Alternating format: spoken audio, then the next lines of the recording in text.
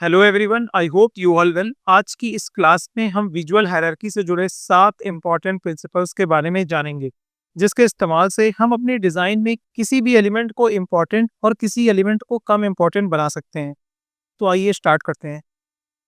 सबसे पहला है स्केल। साइज की मदद से हम अपने डिज़ाइन में किसी भी एलिमेंट को इम्पॉर्टेंट और किसी को कम इम्पॉर्टेंट दिखा सकते हैं। फॉर एग्जाम्पल, जिस एलिमेंट को इम्पोर्टेंस प्रोवाइड करनी होती है, हम उसका साइज इंक्रीज कर सकते हैं।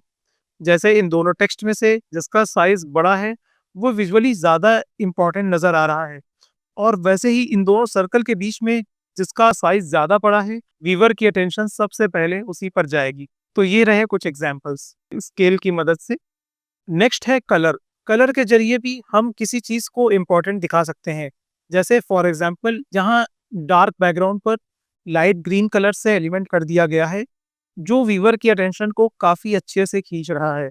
इसके बगल में एक ब्लैक कलर से भी सर्कल रखा हुआ है, पर उसके मुकाबले में चूंकि बैकग्राउंड डार्क है, तो इसलिए लाइट ग्रीन कलर वाला ज़्यादा अट्रैक्टिव और ज़्यादा मतलब व्यूअर की अटेंशन को ग्रैब कर रहा है। हम इसके अपोजिट लाइट बैकग्राउंड पर डार्क कलर से भी एलिमेंट को रखकर व्यूअर की अटेंशन ग्रैब कर सकते हैं। जैसा कि आप यहाँ देख सकते हैं, लाइट कलर के बैकग्राउंड पर एक रेड कलर से सर्कल रखा हुआ है और एक ग्रे कलर से।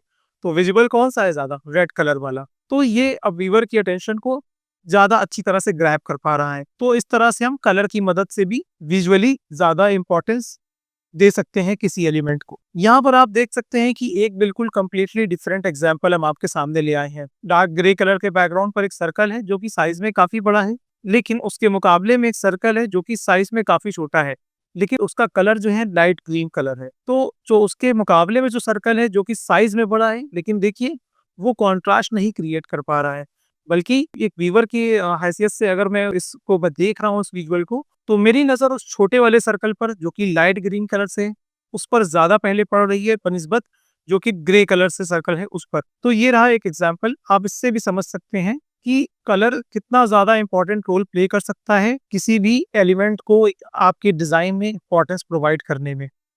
नेक्स्ट है कॉन्ट्रास्ट। कॉन्ट्रास्ट क्या है? एक विजुअल एलिमेंट में डिफरेंस क्रिएट करने को कहते हैं कॉन्ट्रास्ट। किन्हीं दो विजुअल एलिमेंट्स में फर्क करने को कॉन्ट्रास्ट कहते हैं। फॉर एग्जाम्पल, इसमें आप देख सकते हैं कि सभी सर्कल के बीच में एक स्क्वायर रखा हुआ है, जिस पर हमारी नज़र सबसे पहले पड़ रही है। तो इसे एक तरह का कॉन्ट्रास्ट क्रिएट करना कह सकते हैं।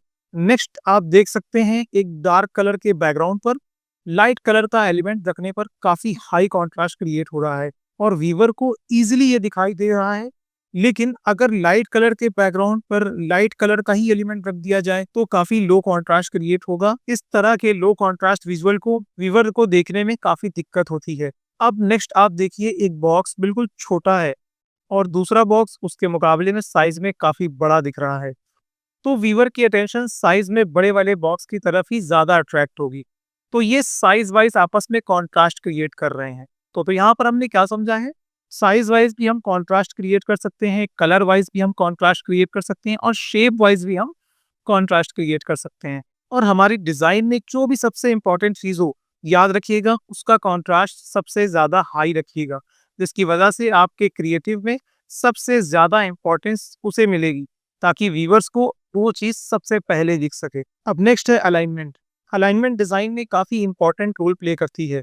जैसे मान लीजिए कई सारे एक साइज के एलिमेंट्स रखे हैं जो बिखरे हुए हैं, तो वो व्यूअर्स को देखने में काफी दिक्कत होती होगी। लेकिन अगर वो एलिमेंट्स प्रॉपर अलाइन है, तो हम व्यूअर की आंखों को गाइड कर सकते हैं कि वो इस विजुअल को इजीली किस तरह देख सकते हैं। नेक्स्ट है रिपीटेशन। रिपीटेशन से कंसिस्टेंसी बनती है आपके क्रिएटिव में।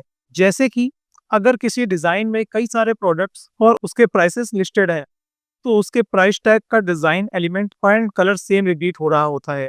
इससे व्यूअर को कंसिस्टेंटली सभी प्रोडक्ट्स और प्राइस को देखने में मदद मिलती है।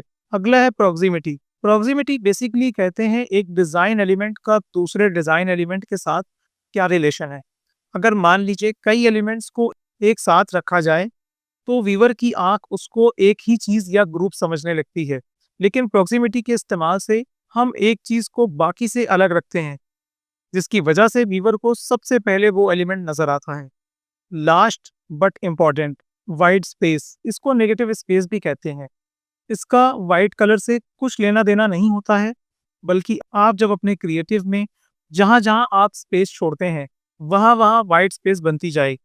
वाइट स्पेस की मदद से हम जिस एलिमेंट को विजुअली ज़्यादा इंपॉर्टेंट दिखाना चाहते हैं उसके आसपास हम वाइट स्पेस छोड़ देते हैं, जिससे अक्सर उस एलिमेंट को विजुअली ज़्यादा इंपॉर्टेंस मिलती है। तो आई होप आपको ये सभी 7 डिज़ाइन प्रिंसिपल्स के बारे में जानकर बहुत अच्छा लगा होगा और आप इनकी मदद से अपने डिज़ाइन को और बहुत ज़्यादा निखार सकते हैं। आप अपनी ग्राफिक डिज़ाइनिंग की जर्नी को बहुत आगे बढ़ा सकते हैं और इन सभी प्रिंसिपल्स का अगर आप अपनी डिज़ाइन में इस्तेमाल करेंगे, तो आपके डिज़ाइंस भी एक प्रो डिज़ाइनर वाली डिज़ाइंस लगने लगेंगी। आई होप आपको आज की क्लास बहुत अच्छी लगी होगी। Thank you for watching.